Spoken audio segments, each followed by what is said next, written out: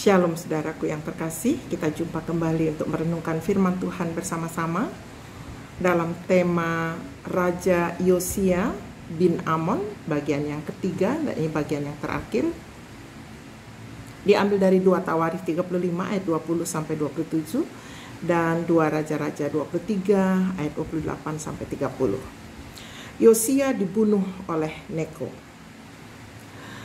Saya mengambil ayat yang mendasari perenungan ini, 2 Raja-Raja pasal 23 ayat 25 sampai 26, demikian firman Tuhan. Tetapi Tuhan tidak beralih dari murkanya yang sangat bernyala-nyala itu, yang telah bangkit terhadap Yehuda oleh karena segala sakit hatinya yang ditimbulkan oleh Manasye. Saudara tahu Manasye itu siapa? Dia adalah nenek dari Yosia. Yosia punya ayah nama Amon, dan Amon punya ayah nama Manasye. Manasye ini adalah anak dari Hizkia. Ingat, Hizkia dapat perpanjangan umur 15 tahun dan melahirkan Manasye. Manasye yang sangat jahat di hadapan Tuhan. Walaupun pada akhir hidupnya ia bertobat, tetapi segala perbuatannya itu sangat menyakitkan hati Tuhan. Nah, saudara yang belum mengerti jelas tentang Manasye bisa lihat YouTube saya, Raja Manasye, dan juga Hizkia, itu ada hubungannya satu persatu.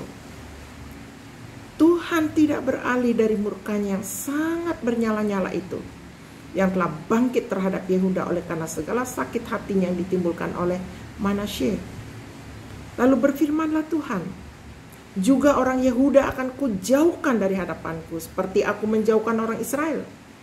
Dan aku akan membuang kota yang kupilih ini, yakni Yerusalem dan rumah ini, walaupun aku telah berfirman tentangnya, namaku akan tinggal di sana. Kita mendengar dan melihat serta merenungkan prestasi Yosia di Yosia bagian yang kedua, luar biasa. Ketika dia merayakan Paskah yang luar biasa, dan sebelum dan sesudah dia belum ada raja yang akan merayakan seperti itu.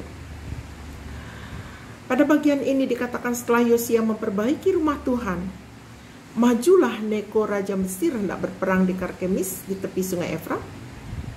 Sebenarnya Neko hendak memerangi Asyur. Tidak ada maksud memerangi Yosia di kerajaan Yehuda. Namun Yosia pergi menghadapi Neko, dan ia segera dibunuh olehnya di Megido. Sebenarnya sebelum ini Neko telah mengirimkan pesan kepada Yosia, apa urusanmu dengan aku, Raja Yehuda? Aku tidak punya urusan dengan kamu, urusanku dengan Asyur. Saat ini aku datang tidak melawan engkau, tapi melawan keluarga raja yang sedang kuperangi. Allah memerintahkan aku supaya segera bertindak. Hentikanlah niatmu menentang Allah yang menyertai aku, supaya engkau jangan dimusnahkannya. Sebenarnya Neko sudah memberikan pesan, dan itu pesan Allah baginya.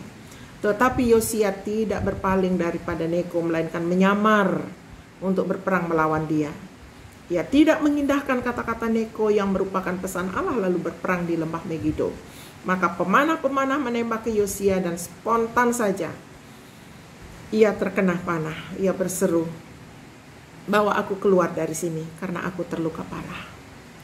Orang-orangnya kemudian mengangkutnya dari keretanya dan mengangkutnya ke kereta cadangan, lalu membawanya ke Yerusalem. Kemudian matilah ia di sana dan dikuburkan di pekuburan nenek moyangnya.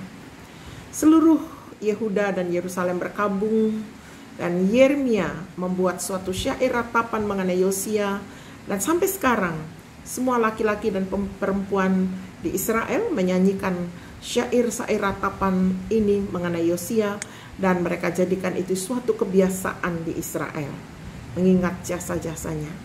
Dan semuanya itu tertulis dalam syair-syair ratapan. Seluruh riwayat Yosia dan perbuatan-perbuatannya yang saleh, yang sesuai dengan yang ada tertulis dalam Taurat Tuhan, semuanya ditulis dalam kitab Raja-Raja Israel dan Yehuda. Nah saudara, pelajaran penting apa yang dapat kita petik dari kisah Yosia pada bagian ini? Jangan jadi pahlawan kesiangan. Sebenarnya Neko Raja Mesir itu tidak diutus Allah untuk memerangi Yosia, tapi memerangi Asyur. Dan Neko juga sudah memberitahu Yosia, jangan kamu hadapi aku. Aku tidak ada urusan sama kamu. Aku urusan sama Asyur. Coba, berhentilah menentang Allah, kata Neko. Namun Yosia tetap menyamar dan mau berhadapan dengan Neko. Akibatnya ia terkena panah dan mati. Saudara, kalau bukan tugas kita jangan nyosor. Nanti celaka. Sebaliknya jika Tuhan panggil, lakukan tugas itu dengan setia. Jangan minta mundur. Salah. Dan jangan tunda-tunda. Tuhan memberkati kita lewat renungan ini. Amin.